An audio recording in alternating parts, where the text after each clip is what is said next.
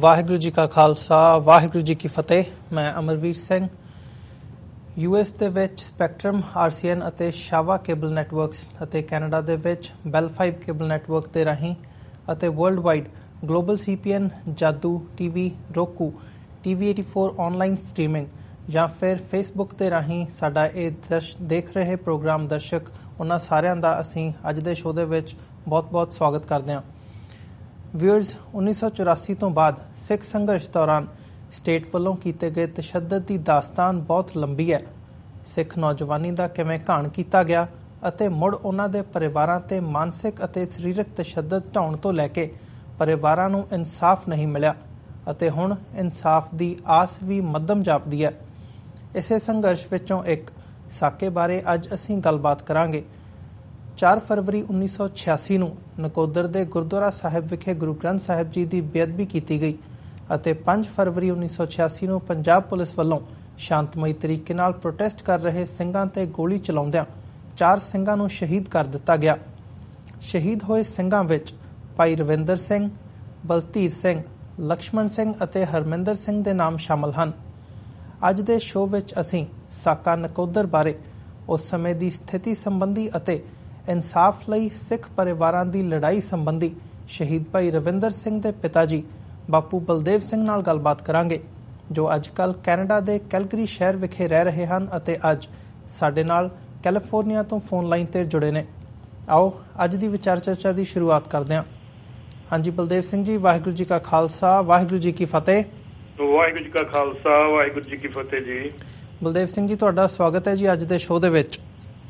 ਤੁਹਾਡਾ ਵੀ ਧੰਨਵਾਦ ਹੈ ਜੀ, ਤੁਸੀਂ ਮੈਨੂੰ ਆਪਣੇ ਰੂਬਰੂ ਕੀਤਾ ਰੇਡੀਓ ਤੇ ਆਪਣੇ ਤੇ ਸਾਰਿਆਂ ਦੇ ਸਰੋਤਿਆਂ ਲਈ ਜੀ। ਬਲਦੇਵ ਸਿੰਘ ਜੀ, ਜਦੋਂ ਅਸੀਂ ਗੱਲਬਾਤ ਕਰ ਰਹੇ ਹਾਂ ਤਾਂ ਸਾਰਿਆਂ ਤੋਂ ਪਹਿਲਾਂ ਮੈਂ ਤੁਹਾਡੇ ਕੋਲੋਂ ਸਾਕਾ ਨਕੋਦਰ ਬਾਰੇ ਜਾਣਨਾ ਚਾਹੂੰਗਾ, ਕਿਉਂਕਿ ਤੁਸੀਂ ਸ਼ਹੀਦ ਭਾਈ ਰਵਿੰਦਰ ਸਿੰਘ ਦੇ ਪਿਤਾ ਜੀ ਹੈਗੇ ਹੋ ਅਤੇ ਜਾਣਕਾਰੀ ਬਹੁਤ ਇੱਕ ਮਹੱਤਵਪੂਰਨ ਹੁੰਦੀ ਹੈ ਦਰਸ਼ਕਾਂ ਦੇ ਲਈ। ਜਦੋਂ ਇੱਕ ਜਿਹੜੀ ਹਿਊਮਨ ਇੰਟਰਸਟ ਸਟੋਰੀ ਦੇ ਤੌਰ ਤੇ ਜਦੋਂ ਅਸੀਂ ਜੋ ਤੁਸੀਂ ਅੱਖੀਂ ਦੇਖਿਆ ਉਹਨੂੰ ਤੁਸੀਂ ਬਿਆਨ ਕਰਦੇ ਹੋ ਤਾਂ ਅਸੀਂ ਜਾਣਨਾ ਚਾਹਾਂਗੇ ਕਿ ਉਸ ਸਮੇਂ ਕੀ ਮਾਹੌਲ ਸੀ ਤੇ ਕਿੰਨਾ ਹਾਲਾਤਾਂ ਦੇ ਵਿੱਚ ਇਹ ਸਾਕਾ ਵਾਪਰਿਆ। ਤੁਸੀਂ ਉਸ ਸਮੇਂ ਕੀ ਵਾਚ ਕੀਤਾ, ਇਸ ਨੂੰ ਤੁਸੀਂ ਸਾਡੇ ਦਰਸ਼ਕਾਂ ਦੇ ਨਾਲ ਆਪਣੇ ਵਿਚਾਰਾਂ ਦੀ ਸਾਂਝ ਪਾਓ ਜੀ। ਸਭ ਤੋਂ ਪਹਿਲਾਂ ਜੀ ਮੈਂ ਤੁਹਾਨੂੰ ਉਸ ਵੇਲੇ ਦਾ ਥੋੜਾ ਜਿਹਾ ਇਨਸੀਡੈਂਟ ਵਾਪਰਨ ਦਾ ਕਾਰਨ ਤੇ ਸਾਰਾ ਕੁਝ ਦੱਸਦਾ ਕਿ 2 ਫਰਵਰੀ 1986 ਨੂੰ ਕੁਝ ਸ਼ਰਾਰਤੀ ਅਨਸਰਾਂ ਨੇ ਸਰਕਾਰੀ ਸ਼ਹਿਰ ਤੇ ਗੁਰਦੁਆਰਾ ਗੁਰੂ ਅਰਜਨ ਦੇਵ ਜੀ, ਜੋ ਕਿ ਮਹੱਲਾ ਨਕੋਦਰ ਨਾਨਕਪੁਰਾ ਮਹੱਲਾ ਦੇ ਵਿੱਚ ਸਥਿਤ ਹੈ, ਉੱਥੇ ਬੀੜਾਂ ਨੂੰ ਅੱਗ ਲਗਾ ਦਿੱਤੀ ਗਈ ਸੀ 2 ਤਰੀਕ ਨੂੰ, ਜਿਸ ਦਾ ਸਵੇਰੇ ਲੋਕਾਂ ਨੂੰ ਪਤਾ ਲੱਗਾ। ਤੇ ਉਸ ਤੋਂ ਬਾਅਦ ਇਹ ਐਸਾ ਰਿਜ਼ਲਟਮੈਂਟ ਹੋਇਆ ਕਿ ਉੱਥੇ ਕਾਫੀ ਜਿਹੜੇ ਲੋਕ ਸੀਗੇ ਉਸ ਰੋਸ 'ਚ ਇਕੱਠੇ ਹੋਏ ਤੇ ਉਹਨਾਂ ਨੇ ਇਹਦੀ ਰਿਪੋਰਟ ਜਿਹੜੀ ਆ ਥਾਣੇ ਦਰਜ ਕਰਾਉਣ ਦੀ ਕੋਸ਼ਿਸ਼ ਕੀਤੀ, ਪਰ ਕਿਉਂਕਿ ਇਹ ਸਾਰਾ ਕੁਝ ਸਰਕਾਰੀ ਸ਼ਹਿਰ ਤੇ ਹੋਇਆ ਸੀ ਤੇ ਥਾਣੇ ਵਾਲਿਆਂ ਨੇ ਉਹਨਾਂ ਦੀ ਰਿਪੋਰਟ ਜਿਹੜੀ ਉਹ ਦਰਜ ਕਰਨ ਤੋਂ ਉਸ ਵੇਲੇ 2 ਤਰੀਕ ਨੂੰ ਇਨਕਾਰ ਕਰ ਦਿੱਤਾ, ਜਿਹਦੇ ਸਦਕੇ ਰੋਸ ਵਿੱਚ ਉੱਥੇ ਨਕੋਦਰ ਦੇ ਸਾਰੀਆਂ ਸਿੱਖ ਸੰਗਤਾਂ ਨੇ ਰੋਸ ਕੀਤਾ ਸ਼ਹਿਰ ਦੇ ਵਿੱਚ। ਤੇ ਦੂਸਰੇ ਦਿਨ 3 ਤਰੀਕ ਨੂੰ ਨਕੋਦਰ ਬੰਦ ਦਾ ਸੱਦਾ ਦਿੱਤਾ ਤੇ ਸਾਰੇ ਇਲਾਕੇ 'ਚ ਇਹਦੇ ਬਾਰੇ 'ਚ ਪਤਾ ਲੱਗ ਗਿਆ ਵੀ ਉੱਥੇ ਏਦਾਂ ਹੋਇਆ। ਰੁੱਖਾਂ ਦੇ ਵਿੱਚ ਬਹੁਤ ਰੋਸ ਜਾਗ ਗਿਆ ਤੇ 3 ਤਰੀਕ ਨੂੰ ਫਿਰ ਉੱਥੇ ਫਿਰ ਇਕੱਠ ਹੋਇਆ ਤੇ ਫਿਰ ਇਕੱਠ ਜਦੋਂ ਹੋਇਆ ਤੇ ਉਸ ਇਕੱਠ ਨੂੰ ਦੇਖ ਕੇ ਉਹਨਾਂ ਨੇ 3 ਤਰੀਕ ਨੂੰ ਉਹਦੀ FIR ਦਰਜ ਕੀਤੀ। ਇੱਕ ਸਿਵ ਸੈਨਾ ਦਾ ਜਿਹੜਾ ਸੀਗਾ ਮਿਸਟਰ ਖਾਨ, ਉਹਨੂੰ ਸਾਦੇ ਸੀ, ਉਹ ਖਾਨ ਦੇ ਖਿਲਾਫ, ਪਰ ਉੱਥੇ ਕੋਈ ਕਾਰਵਾਈ ਨਹੀਂ ਕੀਤੀ, ਨਾ ਉਹਨੂੰ ਫੜਨ ਦੀ ਕੋਸ਼ਿਸ਼ ਕੀਤੀ ਨਾ ਕੁਛ ਹੋਰ ਕੀਤੀ। ਇਸ ਤੋਂ ਬਾਅਦ ਸ਼ਾਮ ਤੱਕ ਲੋਕੀ ਬੈਠੇ ਰਹੇ ਤੇ ਉਹਨਾਂ ਨੇ ਨਕੋਦਰ ਨੂੰ ਬੰਦ ਵੀ ਕਰਵਾਤਾ, ਸਾਰਾ ਨਕੋਦਰ ਬੰਦ ਕਰਾਤਾ ਤੇ 4 ਤਰੀਕ ਨੂੰ ਮੁੜ ਕੇ ਨਕੋਦਰ ਦੇ ਵਿੱਚ ਆ ਕੇ ਉਹਨਾਂ ਨੇ ਮੁਜ਼ਾਹਰਾ ਕਰਨ ਦਾ ਤੇ ਉਹਨੂੰ ਖਾਨ ਨੂੰ ਫੜਨ ਲਈ ਆਪਣਾ ਰੋਸ ਮੁਜ਼ਾਹਰਾ ਕਰਨ ਦਾ ਐਲਾਨ ਕਰ ਦਿੱਤਾ। ਤੇ ਸਿੱਖ ਸਟੂਡੈਂਟ ਫੈਡਰੇਸ਼ਨ ਜਿਹੜੀ ਸੀ ਉਹਨੇ ਵੀ, ਉਹਦੇ ਕਾਰਕੁਨ ਵੀ ਉੱਥੇ ਆ ਗਏ ਸੀ ਤੇ ਹੋਰ ਵੀ ਬਾਕੀ ਬੰਦੇ ਸਾਰੇ ਆ ਗਏ ਸੀ ਤੇ ਉਹਨਾਂ ਨੇ ਉੱਥੇ ਫਿਰ 4 ਤਰੀਕ ਨੂੰ ਜਦੋਂ ਸੱਦਾ ਦਿੱਤਾ ਇਹਨੂੰ ਭਾਂਪਦੇ ਆ, ਉਸ ਵੇਲੇ ਦੇ ਜਿਹੜੀ ਸਰਕਾਰ ਸੀ ਜਾਂ ਸਰਕਾਰੀ ਨੁਮਾਇੰਦੇ ਸੀ, ਉਹਨਾਂ ਨੇ ਨਕੋਦਰ ਦੇ ਵਿੱਚ 3 ਤਰੀਕ ਦੀ ਸ਼ਾਮ ਨੂੰ ਕਰਫਿਊ ਦਾ ਐਲਾਨ ਕਰ ਦਿੱਤਾ ਜੀ। ਤੇ ਕਰਫਿਊ ਜਿਹੜਾ ਸੀ ਉਹ ਜੋ 13 ਦਿਨ ਚੱਲਿਆ ਸੀ ਤੇ 4 ਤਰੀਕ ਨੂੰ ਜਦੋਂ ਉਹਨਾਂ ਨੇ 3 ਤਰੀਕ ਨੂੰ ਕਰਫਿਊ ਲਾਤਾ, ਲੋਕਾਂ ਨੇ ਸੰਗਤਾਂ ਨੇ ਇਕੱਠੀਆਂ ਹੋ ਕੇ ਸਟੂਡੈਂਟ ਫੈਡਰੇਸ਼ਨ ਵਾਲਿਆਂ ਨੇ ਵੀ ਨਕੋਦਰ ਦੇ ਲਾਗੇ ਇੱਕ ਪਿੰਡ ਹੈ ਜੀ ਸ਼ੇਰਪੁਰ ਜੀ, ਸ਼ੇਰਪੁਰ ਦੇ ਗੁਰਦੁਆਰੇ ਦੇ ਵਿੱਚ ਇੱਕ ਇਕੱਠ ਕੀਤਾ। ਉਸ ਇਕੱਠ ਦੇ ਵਿੱਚ ਉਹਨਾਂ ਨੇ 5 ਪਿਆਰੇ ਚੁਣੇ। 5 ਪਿਆਰੇ ਚੁਣ ਕੇ ਉਹਨਾਂ ਨੇ ਵੀ ਅਸੀਂ ਮਹਾਰਾਜ ਦੀਆਂ ਪੀੜਾਂ ਦੇ ਜਿਨ੍ਹਾਂ ਦੀ ਬੇਅਦਬੀ ਹੋਈ ਹੈ ਉਹਨਾਂ ਦੇ ਦਰਸ਼ਨ ਵੀ ਕਰਨੇ ਆ ਤੇ ਉਹਨਾਂ ਦੀ ਜਿਹੜੇ ਉੱਥੇ ਗੁਰਦੁਆਰੇ ਦੇ ਉਹਦੀ ਸੰਭਾਲ ਲਈ ਵੀ, ਗੁਰੂ ਗ੍ਰੰਥ ਸਾਹਿਬ ਦੀ ਸੰਭਾਲ ਲਈ ਵੀ ਉੱਥੇ ਅਸੀਂ ਜਾਣਾ ਚਾਹੁੰਦੇ ਹਾਂ, ਕਿਉਂਕਿ ਨਕੋਦਰ ਦਾ ਮਾਹੌਲ ਬਹੁਤ ਹੀ ਜ਼ਿਆਦਾ ਟੈਨਸ਼ਨ ਭਰਿਆ ਸੀ। ਪਰ ਇਹ ਜਿਹੜਾ ਕਰਫਿਊ ਸੀ, ਇਹ ਉਸ ਵੇਲੇ ਜਿਹੜੀ ਇਹਦੀ ਹਾਲਾਤ ਸੀ ਉਹ ਤਕਰੀਬਨ ਇੱਕ ਤਰਫਾ ਲੱਗਦਾ ਸੀ ਜੀ। ਉਹ ਸਿਰਫ ਤੇ ਸਿਰਫ ਸਿੱਖ ਕਮਿਊਨਿਟੀ ਤੇ ਕਰਫਿਊ ਸੀ ਤੇ ਜਿਹੜੇ ਸੈਕਸ਼ਨ ਵਾਲੇ ਸੀ ਤੇ ਦੂਸਰੇ ਹੋਰ ਲੋਕੀ ਸੀ ਉਹ ਸ਼ਰੇਆਮ ਫਿਰ ਰਹੇ ਸੀ। ਇਹਦਾ ਵੀ ਕਾਫੀ ਰੋਸਾ ਸੀਗਾ ਆਮ ਜਨਤਾ ਨੂੰ ਵੀ ਇਹ ਕਿਉਂ ਇਹ ਹੋ ਰਿਹਾ, ਸਾਡੇ ਨਾਲ ਕਿਉਂ ਹੋ ਰਿਹਾ।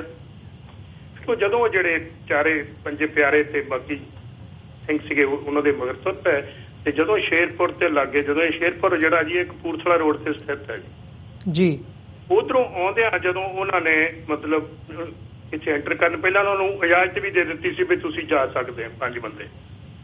ਪਰ ਫਿਰ ਪਤਾ ਨਹੀਂ ਕੀ ਉੱਪਰੋਂ ਹਦਾਇਤਾਂ ਆਈਆਂ ਸਰਕਾਰ ਦੀਆਂ ਜਾਂ ਪੁਲਿਸ ਨੇ ਆਪਣੀ ਜਾਤੀ ਬੱਤੀ ਜਾਂ CRP ਨੇ, ਉਹਨਾਂ ਨੇ ਬਿਨਾਂ ਪੁੱਛਿਓ ਬਿਨਾਂ ਕੋਈ ਉਹਨਾਂ ਨੂੰ ਅਲਟੀਮੇਟਮ ਦਿੱਤਿਆਂ ਗੋਲੀ ਚਲਾਉਣੀ ਸ਼ੁਰੂ ਕਰ ਦਿੱਤੀ ਤੇ ਗੋਲੀ ਚਲਾਉਣ ਦੇ ਨਾਲ ਅਫਰਾ ਤਫਰੀ ਮਚ ਗਈ ਤੇ ਉੱਥੇ 3 ਸਿੰਘ ਜਿਹੜੇ ਸੀ ਉਹ ਮੌਕੇ ਤੇ ਸ਼ਹੀਦ ਹੋ ਗਏ ਤੇ ਦੂਸਰੇ ਬੰਦਿਆਂ ਨੂੰ ਵੀ ਉਹਨਾਂ ਨੇ ਬਹੁਤ ਨਕੋਦਰ ਤੋਂ 2-3 ਕਿਲੋਮੀਟਰ ਜਾ ਕੇ ਘੋੜਸਵਾਰ ਪੁਲਿਸ ਵੀ ਉਹਨਾਂ ਦੇ ਪਿੱਛੇ ਜਾਂਦੀ ਰਹੀ। ਸ਼ੇਰਪੁਰ ਤੋਂ ਗਾਹਾਂ ਹੁਸੈਨਪੁਰ ਤੱਕ ਨੌਜਵਾਨਾਂ ਦਾ ਸ਼ਿਕਾਰ ਖੇਡਿਆ ਗਿਆ ਜੀ। ਉਸਨੇ ਘਰਾਂ ਵਿੱਚ ਗੋਲੀਆਂ ਚਲਾਈਆਂ, ਲੋਕਾਂ ਤੇ ਬਹੁਤ ਦਹਿਸ਼ਤ ਪਾਈ, ਅੰਨਾ ਤਸ਼ੱਦਦ ਕੀਤਾ। ਇਸੇ ਦੌਰਾਨ ਜਿਹੜਾ ਹਰਮਿੰਦਰ ਸਿੰਘ ਇੱਕ ਕਨਵੀਨਰ ਜਿਹੜਾ ਸੀਗਾ ਖਾਲਸਾ ਕਾਲਜ ਦਾ ਸਿੱਖ ਸਟੂਡੈਂਟ ਫੈਡਰੇਸ਼ਨ ਦਾ ਜੀ, ਨੱਥਾ ਸਿੰਘ ਦੇ ਆਰੇ ਤੋਂ ਫੜ ਲਿਆ। ਉਸ ਬੰਦੇ ਤੇ ਉਹਨਾਂ ਨੇ ਮੂੰਹ 'ਚ ਗੋਲੀ ਮਾਰ ਕੇ ਉਹਨੂੰ ਫੱਟੜ ਕਰ ਦਿੱਤਾ। ਇਹ ਜਿਹੜੇ ਸਾਰੇ ਕੁਛ ਬੰਦੇ ਜਿੰਨੇ ਫੱਟੜ ਹੋਏ ਸੀ ਉਹਨਾਂ ਦੇ ਵਿੱਚ ਰੋਸ਼ਨ ਸਿੰਘ ਜੀ ਤੇ ਪ੍ਰੀਤਮ ਸਿੰਘ ਜੀ ਰੌਲੀ ਤੇ 2-4 ਇੱਕ ਸਾਡੇ ਪਿੰਡ ਦਾ ਵੀ ਨੌਜਵਾਨ ਹੋਰ ਸੀ ਸੂਬਾ ਸਿੰਘ। ਇਹ ਜਿਹੜੇ ਇਹਨਾਂ ਨੂੰ ਕਈਆਂ ਨੂੰ ਹਸਪਤਾਲ ਦਾਖਲ ਕਰਾਤਾ ਤੇ ਕਈਆਂ ਨੂੰ ਉਹਨਾਂ ਨੇ ਜਿਹੜੇ ਲਾਸ਼ਾਂ ਵੀ ਜਿਹੜੀਆਂ ਸੀਗੀਆਂ ਉੱਥੇ ਲਿਆਂਦੀਆਂ।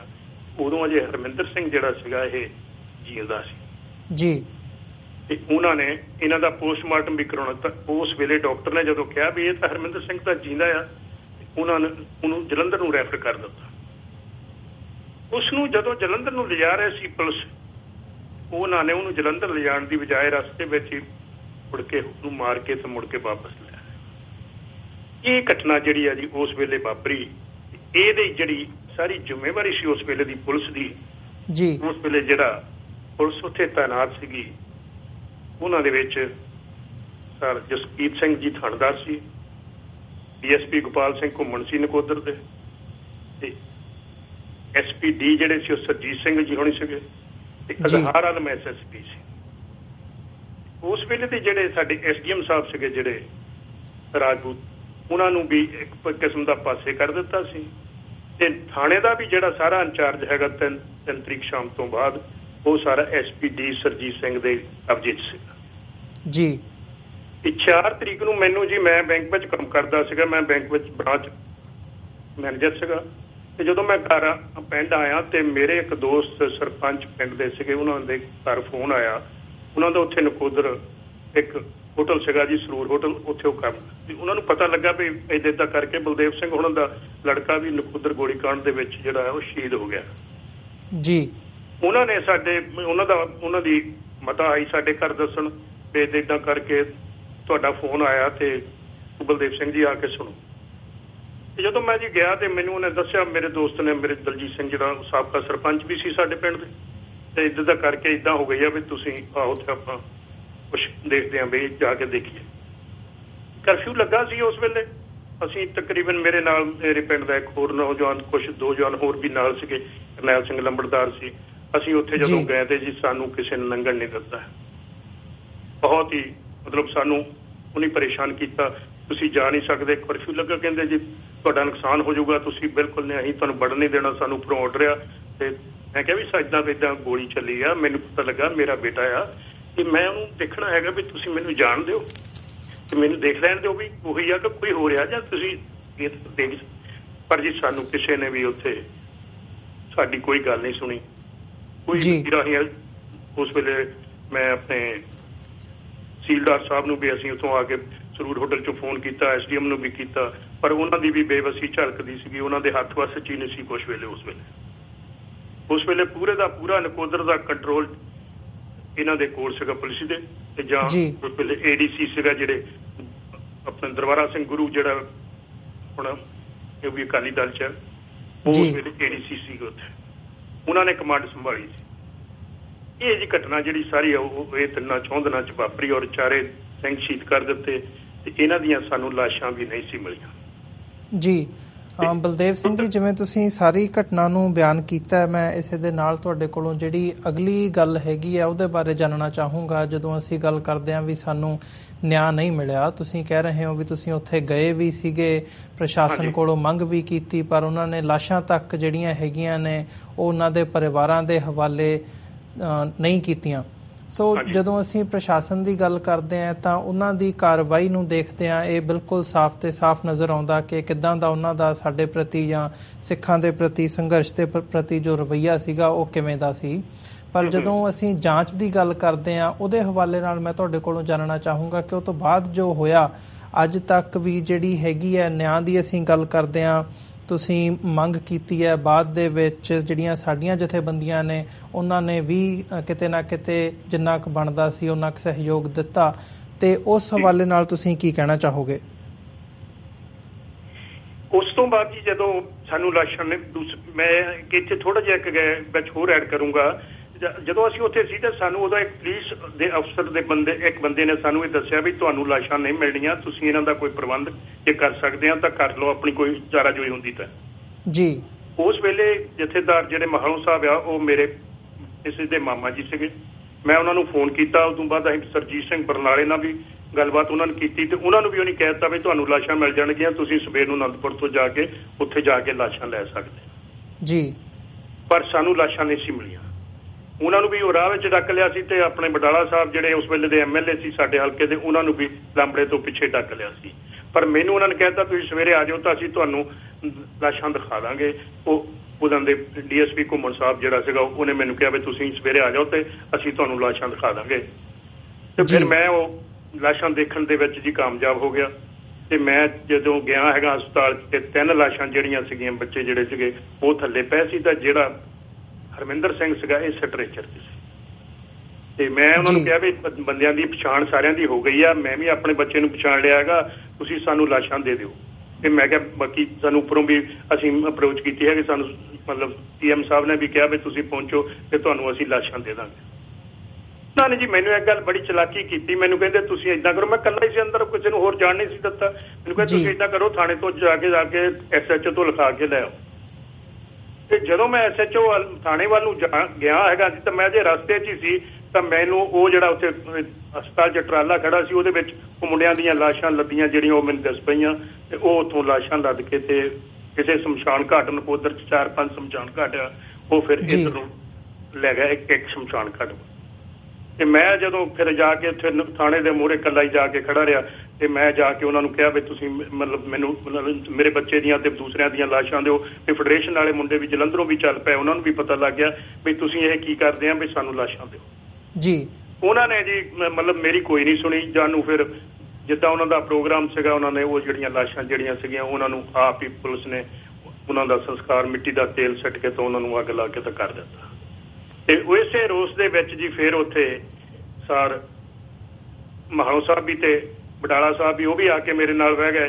ਤੇ ਉਸ ਵੇਲੇ ਉਸ ਜਿਹੜਾ ਜਦੋਂ ਜਿਹੜੀ ਤੁਸੀਂ ਕਹਿੰਦੇ ਇਨਕੁਆਇਰੀ ਜਿਹੜੀ ਹੋਈ ਆ, ਉਸ ਨਾਲ ਮੇਰੇ ਨਾਲ ਉਸ ਵੇਲੇ ਜਿਹੜੇ ਬੰਦੇ ਉੱਥੇ ਬੈਠੇ ਸੀਗੇ ਉਹਨਾਂ ਦੇ ਵਿੱਚ ਮਹਾਲੋਂ ਸਾਹਿਬ ਦੀ ਪਤਨੀ ਅਵਤਾਰ ਕੌਰ ਜੀ, ਤੇ ਉਸ ਵੇਲੇ ਦੇ ਜਿਹੜੇ ਆਪਣੇ ਬਾਅਦ ਵਿੱਚ ਸਪੀਕਰ ਬਣ ਗਏ ਸਰਜੀਤ ਸਿੰਘ ਮਨਿਹਾਸ, ਤੇ ਇੱਕ ਆਪਣੇ ਮਿਨਿਸਟਰ ਸੀਗੇ ਥੰਮਣਵਾਲ ਸਾਹਿਬ, ਉਹ ਵੀ ਉੱਥੇ ਆ ਗਿਆ ਸੀ, ਉਹ ਵੀ ਬੈਠੇ ਰਹੇ। ਬਲਵੰਤ ਸਿੰਘ ਜਿਹੜਾ ਖਜ਼ਾਨਾ ਮੰਤਰੀ ਆ, ਉਹਨੇ ਆ ਕੇ ਸ਼ਾਮ ਨੂੰ 5 ਵਜੇ ਉਹਦਾ ਐਲਾਨ ਕੀਤਾ ਸੀ। ਤੇ 2-4 ਜਿਹੜੇ ਸੀਗੇ ਲੋਕਲ ਜਥੇਦਾਰ ਆਪਣੇ ਉਮਰਵਾਲ ਬਿੱਲੇ ਦੇ ਸੀ, ਹਰਵੰਤ ਸਿੰਘ ਜੀ ਹੁਣੀ, ਉਹ ਇੱਕ ਇੰਦਰਜੀਤ ਸਿੰਘ ਵਿਰਕ ਸਾਹਿਬ ਸੀਗੇ, ਇਹ ਸਭ ਮੇਰੇ ਬੈਂਕ ਦੇ ਪ੍ਰਧਾਨ ਵੀ ਸੀਗੇ, ਇਹ ਵੀ ਆ ਗਏ ਸੁਣ ਕੇ ਵੀ ਬਲਦੇਵ ਦੇ ਏਦਾਂ ਕਰਕੇ ਮੁੰਡੇ ਦਾ ਹੋ ਗਿਆ। ਉਹ ਸਾਰੇ ਉੱਥੇ ਬੈਠੇ ਆ।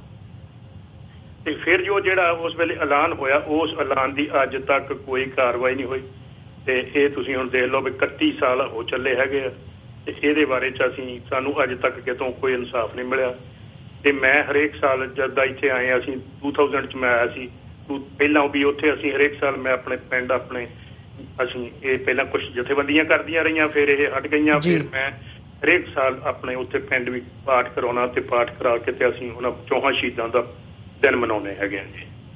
ਜਦੋਂ ਵੀ ਮੇਰੇ ਕੋਲ ਇੱਥੇ ਜਾਓ 4 ਤਰੀਕ ਨੂੰ ਅਸੀਂ ਕੋਸ਼ਿਸ਼ ਕਰਦੇ ਹਾਂ, ਪਰ ਸਾਨੂੰ ਇਨਸਾਫ ਕੋਈ ਨਹੀਂ ਮਿਲਿਆ ਜੀ ਅਜੇ ਤੱਕ। ਇਹਦੇ ਬਾਰੇ 'ਚ ਅਸੀਂ ਜੋ ਕੁਛ ਵੀ ਕੀਤਾ ਹੈਗਾ ਉਹ ਕੁਛ ਨਹੀਂ ਅਜੇ ਤੱਕ ਪੱਲੇ ਪਿਆ ਜੀ। ਜੀ ਬਲਦੇਵ ਸਿੰਘ ਜੀ, ਪ੍ਰਸ਼ਾਸਨ ਦਾ ਇਹਦੇ ਵਿੱਚ ਕੀ ਰੋਲ ਰਿਹਾ?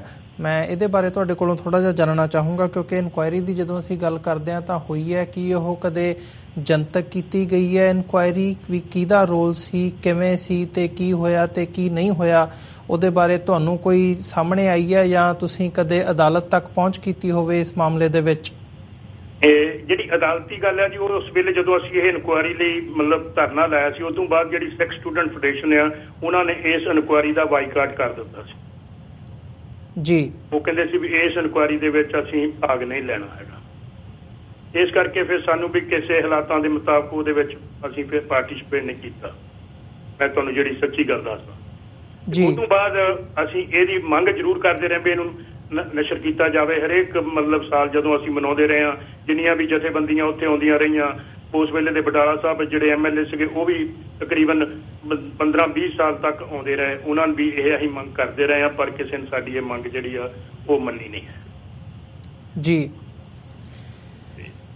ਇਸੇ ਦੇ ਨਾਲ SGPC ਦਾ, ਅਕਾਲ ਤਖਤ ਸਾਹਿਬ ਦਾ ਤੇ ਜਿਹੜੀਆਂ ਸਿੱਖ ਜਥੇਬੰਦੀਆਂ ਹੈਗੀਆਂ ਨੇ, ਜਿਵੇਂ ਤੁਸੀਂ ਮੈਨਸ਼ਨ ਕੀਤਾ ਕਿ ਉਹ ਵੀ ਆਉਂਦੀਆਂ ਰਹੀਆਂ ਨੇ, ਤੇ ਇਹ ਜਿਹੜੀ ਮੰਗ ਹੈ ਇਹ ਵੀ ਉੱਠਦੀ ਰਹੀ ਹੈ ਜਿਹੜੀ ਰਿਪੋਰਟ ਨੂੰ ਜਨਤਕ ਕਰਨ ਦੀ, ਉਹਨਾਂ ਦੇ ਰੋਲ ਬਾਰੇ ਤੁਸੀਂ ਕੀ ਕਹਿਣਾ ਚਾਹੋਗੇ? ਉਹਨਾਂ ਦਾ ਰੋਲ ਜੀ, ਉਹ ਜਥੇਬੰਦੀਆਂ ਆਉਂਦੀਆਂ ਰਹੀਆਂ, ਹਮਦਰਦੀ ਦਿਖਾਉਂਦੀਆਂ ਰਹੀਆਂ ਜੀ, ਤੇ ਜਿੰਨੇ ਜੋਗੇ ਹੋ ਸਕੇ ਉਹਨੇ। ਮੈਂ ਤਾਂ ਇੱਕੋ ਹੀ ਮਹਿਸੂਸ ਕਰਦਾ ਵੀ ਉਹਨਾਂ ਜਥੇਬੰਦੀਆਂ 'ਚ ਇਕੱਠ ਨਹੀਂ ਹੈਗਾ ਸੀਗਾ, ਤੇ ਇਕੱਠ ਨਾ ਹੋਣ ਦਾ ਕਰਕੇ ਉਹ ਜਥੇਬੰਦੀਆਂ ਕੁਛ ਕਰ ਨਹੀਂ ਸਕੀਆਂ ਜੀ।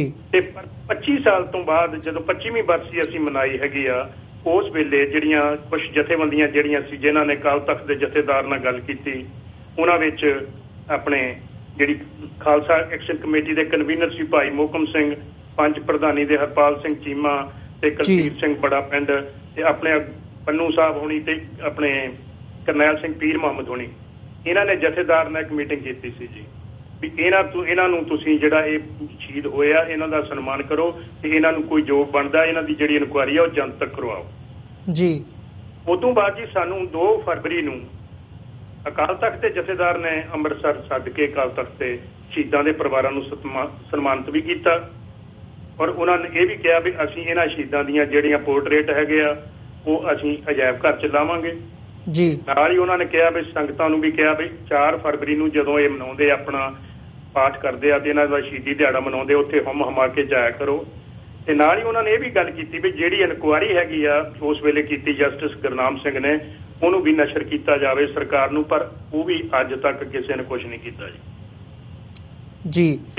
ਇਦੋਂ ਬਾਅਦ ਅੱਜ ਉਸੇ ਤੋਂ ਬਾਅਦ ਜਿਹੜਾ 2 ਫਰਵਰੀ ਤੋਂ ਬਾਅਦ 4 ਫਰਵਰੀ ਨੂੰ ਅਸੀਂ ਇਹ ਜਿਹੜਾ ਮਤਲਬ ਫਿਰ ਜਿਹੜਾ ਪਿੰਡ ਜਿਹੜਾ ਮੇਰਾ ਭੋਗ ਸੀ ਦਿਖਾਇਆ ਇਹਨਾਂ ਸ਼ਹੀਦਾਂ ਦੀ ਯਾਦ ਦੇ ਵਿੱਚ, ਉਹਦੇ ਵਿੱਚ ਵੀ ਇਹ ਸਾਰੀਆਂ ਜਥੇਬੰਦੀਆਂ ਆਈਆਂ ਜੀ, ਜਿਨ੍ਹਾਂ ਦੇ ਵਿੱਚ ਸਿੱਖ ਸਟੂਡੈਂਟ ਫੈਡਰੇਸ਼ਨ ਵਾਲੇ ਵੀ ਸੀ, ਤੇ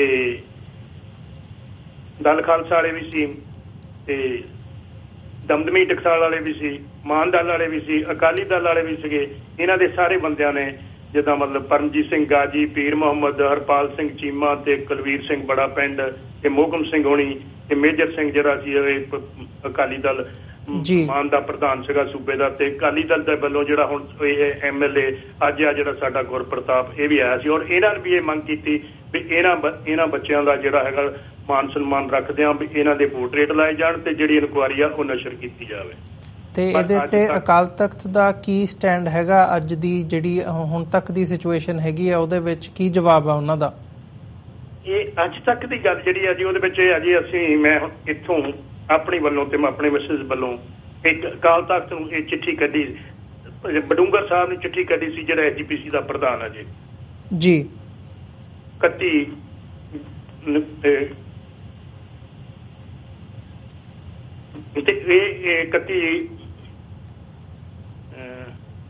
4 ਦਸੰਬਰ ਨੂੰ ਜੀ ਇਹਦਾ ਜਿਹੜਾ ਸਾਨੂੰ ਜਿਹੜਾ ਹੈਗਾ ਇਹਦਾ ਸਾਨੂੰ ਜਿਹੜੀ ਆਈ ਹੈਗੀ ਆ। ਫਿਰ ਉਹਨਾਂ ਨੇ ਕਿਹਾ ਵੀ ਅਸੀਂ ਦੇਖਦੇ ਹਾਂ ਜੀ, ਕਰਦੇ ਹਾਂ, ਪਰ ਕੋਈ ਉਹਨਾਂ ਦਾ ਜਵਾਬ ਨਹੀਂ। ਫਿਰ ਉਹਦਾ ਰਿਮਾਈਂਡਰ ਭੇਜਿਆ ਜੀ। ਉਹਦੇ ਵਿੱਚ ਇੱਕ ਤਾਂ ਉਹਨਾਂ ਨੇ ਕਹਿ ਦਿੱਤਾ ਜੀ ਅਸੀਂ ਜਿਹੜੀ ਸਾਡੇ ਕੋਲ ਜਿਹੜਾ ਉਸ ਵੇਲੇ ਦਾ ਅਕਾਲ ਤਖ਼ਤ ਦਾ ਜਥੇਦਾਰ ਸੀ ਉਹਨੇ ਸਿਰਫ ਬਿਆਨ ਦੇ ਦਿੱਤਾ ਤੇ ਸਾਨੂੰ ਉਹਨਾਂ ਨੇ ਕੋਈ ਚਿੱਠੀ ਨਹੀਂ ਕੱਢੀ ਹੈ ਤੇ ਨਾ ਕੋਈ ਮਤਾ ਪਾਇਆ ਹੈਗਾ ਜੀ। ਫਿਰ ਅਸੀਂ ਫਿਰ ਉਹਨਾਂ ਨੂੰ ਹਫ਼ਤੇ ਬਾਅਦ ਫਿਰ ਪੁੱਛਿਆ, ਉਹਨਾਂ ਨੇ ਕਿਹਾ ਜੀ ਅਸੀਂ ਮਤਾ ਪਵਾ ਦੇਵਾਂਗੇ ਤੇ ਅਸੀਂ ਇੱਥੇ ਕਾਰਵਾਈ ਕਰਾਂਗੇ। ਤੇ ਹੁਣ ਉਹਨਾਂ ਦੀ ਜਿਹੜੀ ਸਾਨੂੰ ਜਨਵਰੀ ਨੂੰ ਅਸੀਂ ਫਿਰ ਪੁੱਛਿਆ, ਉਹਨਾਂ ਨੇ ਕਿਹਾ ਜੀ ਉਹ ਅਸੀਂ ਉਹਨਾਂ ਤੋਂ ਮਤਾ ਪਾ ਦਿੱਤਾ ਹੈ ਤੇ ਕਮੇਟੀ ਕੋਲ ਜਿਹੜੀ ਅਜਾਇਬ ਘਰ 'ਚ ਪੋਰਟਰੇਟ ਲਾਉਂਦੀ ਆ ਉਹਦੇ ਕੋਲ ਭੇਜ ਦਿੱਤਾ ਹੈਗਾ। ਤੇ ਹੁਣ ਅਸੀਂ ਪੁੱਛਿਆ ਵੀ ਅਸੀਂ ਆਉਣਾ ਤੇ ਅਸੀਂ ਆ ਕੇ ਮਤਲਬ ਇਹਨਾਂ ਸ਼ਹੀਦਾਂ ਦਾ ਸ਼ਹੀਦੀ ਦਿਨ ਵੀ ਮਨਾਉਣਾ ਹੈਗਾ ਤੇ ਉੱਥੇ ਅਸੀਂ ਆਪਣਾ ਇਹ ਤੁਹਾਨੂੰ ਵੀ ਸੱਦਣਾ ਚਾਹੁੰਦੇ ਹਾਂ ਤੇ ਤੁਸੀਂ ਇਹਦੇ ਬਾਰੇ ਜੇ ਕੋਈ ਕਾਰਵਾਈ ਕੀਤੀ। ਅਸੀਂ ਉਹਨਾਂ ਨੂੰ ਕਹੇ 4 ਫਰਵਰੀ ਤੱਕ ਲਾ ਦਿਓ ਵੀ 31ਵੀਂ ਬਰਸੀ ਤੱਕ। ਪਹਿਲਾਂ ਤਾਂ ਉਹਨਾਂ ਨੇ ਕਿਹਾ ਵੀ ਅਸੀਂ ਲਾਵਾਂਗੇ ਤੇ ਪਰ ਹੁਣ ਉਹਨਾਂ ਨੇ 24 ਜਨਵਰੀ ਨੂੰ ਫਿਰ ਸਾਨੂੰ ਕਹਿ ਦਿੱਤਾ ਜੀ ਉਹ ਜਿਹੜਾ ਇਲੈਕਸ਼ਨ ਕਮਿਸ਼ਨਰ ਨੇ ਜੀ ਉਹ ਜਿਹੜਾ ਮਤਲਬ ਲਾ ਦਿੱਤਾ ਹੈਗਾ, ਇਲੈਕਸ਼ਨ ਕੋਡ ਲੱਗ ਗਿਆ ਹੈਗਾ। ਜਿਹੜੀ 24 ਜਨਵਰੀ ਦੀ ਮੀਟਿੰਗ ਸੀਗੀ ਐਗਜ਼ੀਕਟਿਵ ਕਮੇਟੀ ਦੀ ਉਹ ਮੁਲਤਵੀ ਹੋ ਗਈ ਆ। ਹੁਣ ਜਦੋਂ ਅਗਲੀ ਕਮੇਟੀ ਆਊਗੀ ਤੇ ਉਹਦੇ ਵਿੱਚ ਰੱਖ ਕੇ ਤਾਂ ਅਸੀਂ ਕਰਵਾ ਲਵਾਂਗੇ। ਇਹ ਸਿਰਫ ਇੱਕ ਉਹ ਵੀ ਡਰਾਮੇਬਾਜ਼ੀ ਲੱਗਦੀ ਆ ਜੀ ਸਾਨੂੰ ਤਾਂ ਵੀ ਉਹਨਾਂ ਨੇ ਵੀ ਹੁਣ ਮੁੜ ਕੇ ਕਿਸੇ ਨੂੰ ਪੁੱਛਣਾ ਨਹੀਂ ਗਾ। ਫਿਰ ਮੁੜ ਕੇ 4 ਫਰਵਰੀ ਹੁਣ ਲੰਘ ਜਾਣੀ ਹੈ ਕੱਲ ਤੋਂ ਬਾਅਦ ਤੇ ਫਿਰ ਗੱਲ ਗਾਂ ਦੀ ਗਾਂ ਚਲੀ ਜਾਣੀ ਹੈ ਜੀ। ਬਲਦੇਵ ਸਿੰਘ ਜੀ, ਇਸੇ ਦੇ ਨਾਲ ਜਦੋਂ ਅਸੀਂ ਬਾਹਰਲੇ ਮੁਲਕਾਂ ਦੇ ਵਿੱਚ ਦੇਖਦੇ ਹੋ, ਤੁਸੀਂ 2000 ਦੇ ਵਿੱਚ ਦੱਸਿਆ ਵੀ ਤੁਸੀਂ ਇੱਧਰ ਬਾਹਰ ਆਏ ਹੋ ਨਾਰਥ ਅਮਰੀਕਾ ਦੇ ਵਿੱਚ, ਤੇ ਹੁਣ ਅਸੀਂ ਇੱਥੇ ਵੀ ਦੇਖ ਰਹੇ ਹਾਂ ਵੀ ਸ਼ਹੀਦਾਂ ਦੀਆਂ ਜਿਹੜੀਆਂ ਘੱਟੋ ਘੱਟ ਉਹਨਾਂ ਨੂੰ ਯਾਦ ਰੱਖਣ ਦੇ ਲਈ ਉਹਨਾਂ ਦੀ ਯਾਦਗਾਰ ਦੇ ਵਜੋਂ ਉਹਨਾਂ ਦੀਆਂ ਜਿਹੜੀਆਂ ਫੋਟੋਆਂ ਨੇ ਉਹ ਗੁਰਦੁਆਰਾ ਸਾਹਿਬਾਨਾਂ 'ਚ ਲਾਈਆਂ ਜਾਂਦੀਆਂ ਨੇ। ਸੋ ਇੱਥੇ ਕੋਈ ਉੱਦਾਂ ਦਾ ਉਪਰਾਲਾ ਤੁਸੀਂ ਕਰ ਰਹੇ ਹੋ? ਇੱਥੇ ਦੀਆਂ ਜਿਹੜੀਆਂ ਜੀ ਜਥੇਬੰਦੀਆਂ ਜਿੰਨੀਆਂ ਵੀ ਹੈਗੀਆਂ ਅਮਰੀਕਾ ਦੀਆਂ ਕੈਨੇਡਾ ਦੀਆਂ ਇਹ ਬੜਾ ਸਹਿਯੋਗ ਕਰ ਰਹੀਆਂ ਆ। ਇਹਨਾਂ ਨੇ ਹੁਣ ਆਪਣੇ ਸੈਕਰਾਮੈਂਟੋ ਉੱਥੋਂ ਉਹਨਾਂ ਦੀਆਂ ਲਾਈਆਂ ਵੀ ਆਪਣੇ ਕਾਨੂੰ ਇੱਥੇ ਗੁਰਦੁਆਰਾ ਹੈਗਾ ਜਿਹੜਾ ਆਪਣਾ ਸਟਾਕਟਨ, ਉੱਥੇ ਇਹਨਾਂ ਚੌਹਾਂ ਸ਼ਹੀਦਾਂ ਦੀਆਂ ਫੋਟੋਆਂ ਵੀ ਲਾਈਆਂ ਹੈਗੀਆਂ। ਤੇ ਹੁਣ ਵੀ ਇਹਨਾਂ ਨੇ ਰੀਮੌਂਟ ਵਾਲਿਆਂ ਨੇ ਵੀ ਤੇ ਹੁਣ ਵੀ 4 ਤਰੀਕ ਨੂੰ ਰੱਖਿਆ। ਇਹਨਾਂ ਨੇ ਉਹਨਾਂ ਨੂੰ ਚਿੱਠੀ ਵੀ ਕੱਢੀ ਹੈ ਜਿਹੜੀ ਮਤਲਬ ਜਿਹੜੀ ਆਪਣੇ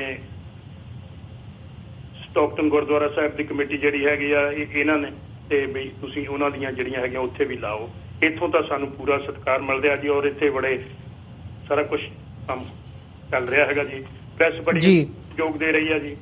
ਪ੍ਰੈਸ ਦੀਆਂ ਸਾਰੀਆਂ ਅਖਬਾਰਾਂ ਨੇ ਜਿਹੜੀ ਅਸੀਂ ਚਿੱਠੀ ਪਾਈ ਸੀ ਉਹ ਇੰਡੀਆ ਵਿੱਚ ਵੀ ਸਾਰੀਆਂ ਅਖਬਾਰਾਂ ਨੇ ਉਹਨੂੰ ਲਾਇਆ, ਜਿੰਨੀਆਂ ਵੀ ਹੈਗੀਆਂ ਤਕਰੀਬਨ ਪਹਿਰੇਦਾਰ ਵੀ, ਅਜੀਤ ਵੀ ਤੇ ਸਿੱਖ ਸਿਆਸਤ ਵਾਲਿਆਂ ਨੇ ਵੀ ਤੇ ਅਮਰ ਟਾਈਮ ਨੇ ਵੀ। ਮਤਲਬ ਮੈਂ ਕਹਿ ਨਹੀਂ ਸਕਦਾ ਵੀ ਜਿੰਨਾ ਹੁਣ ਸਹਿਯੋਗ ਮਿਲ ਰਿਹਾ ਅੱਗੇ ਨਾਲ ਬਹੁਤ ਫਰਕ ਹੈ ਜੀ। ਅੱਗੇ ਕੁਛ ਲੋਕੀ ਜਿਹੜੇ ਸੀਗੇ ਜਾਂ ਪ੍ਰੈਸ ਵੀ ਜਿਹੜੀ ਸੀ ਉਹ ਡਰਦੀ ਸੀ, ਹੁਣ ਉਹ ਬਹੁਤ ਸਹਿਯੋਗ ਕਰ ਰਹੀ ਆ। ਤੇ ਮੈਨੂੰ ਲੱਗਦਾ ਵੀ ਜੇ ਮਤਲਬ ਏਦਾਂ ਮੈਨੂੰ ਇਹ ਲੱਗਦਾ ਵੀ ਜੇ ਸਹਿਯੋਗ ਮਿਲਦਾ ਰਿਹਾ ਤੇ ਅਸੀਂ ਜ਼ਰੂਰ ਆਪਣੀ ਜਿਹੜੀ ਸਾਡੀ ਖਾਸ਼ ਹੈ ਉਹ ਪੂਰੀ ਹੋਊਗੀ ਤੇ ਇਹਦੀ ਇਨਕੁਆਇਰੀ ਜਿਹੜੀ ਉਹ ਜਨਤਕ ਕੀਤੀ ਜਾਊਗੀ ਜੀ। ਬਲਦੇਵ ਸਿੰਘ ਜੀ, ਤੁਹਾਡਾ ਬਹੁਤ ਬਹੁਤ ਧੰਨਵਾਦ ਜੀ ਕਿ ਤੁਸੀਂ ਇਸ ਜਿਹੜਾ ਸਾਰਾ ਦੁਖਾਂਤ ਹੈਗਾ ਇਹ ਸਾਡੇ ਨਾਲ, ਸਾਡੇ ਦਰਸ਼ਕਾਂ ਦੇ ਨਾਲ ਸਾਂਝਾ ਕੀਤਾ ਤੇ ਸਾਨੂੰ ਇਸ ਬਾਰੇ ਜੋ ਤੁਸੀਂ ਚਾਨਣਾ ਪਾਇਆ, ਆਪਣਾ ਸਮਾਂ ਕੱਢਿਆ। ਪਰ ਅੱਜ ਦੇ ਸ਼ੋਅ ਦੇ ਵਿੱਚ ਅਸੀਂ ਤੁਹਾਡੇ ਕੋਲੋਂ ਇੱਥੇ ਹੀ ਇਜਾਜ਼ਤ ਚਾਹਾਂਗੇ ਜੀ। ਵਾਹਿਗੁਰੂ ਜੀ ਕਾ ਖਾਲਸਾ, ਵਾਹਿਗੁਰੂ ਜੀ ਕੀ ਫਤਿਹ। ਵਾਹਿਗੁਰੂ ਜੀ ਕਾ ਖਾਲਸਾ, ਵਾਹਿਗੁਰੂ ਜੀ ਕੀ ਫਤਿਹ। ਵਿਊਅਰਸ, ਇਸੇ ਦੇ ਨਾਲ ਅਸੀਂ ਅੱਜ ਦਾ ਸ਼ੋਅ ਇੱਥੇ ਹੀ ਸਮਾਪਤ ਕਰਦੇ ਹਾਂ ਜੀ। ਕੱਲ ਨੂੰ ਤੁਹਾਡੇ ਨਾਲ ਫਿਰ ਮੁਲਾਕਾਤ ਹੋਵੇਗੀ। ਇਜਾਜ਼ਤ ਦਿਓ ਜੀ। ਵਾਹਿਗੁਰੂ ਜੀ ਕਾ ਖਾਲਸਾ, ਵਾਹਿਗੁਰੂ ਜੀ ਕੀ ਫਤਿਹ।